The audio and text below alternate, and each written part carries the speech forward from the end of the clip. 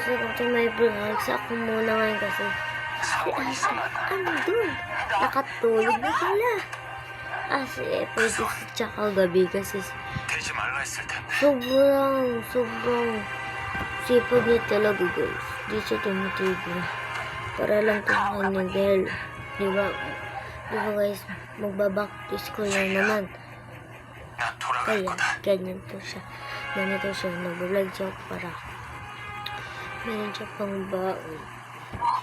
Sobrang sipag talaga na.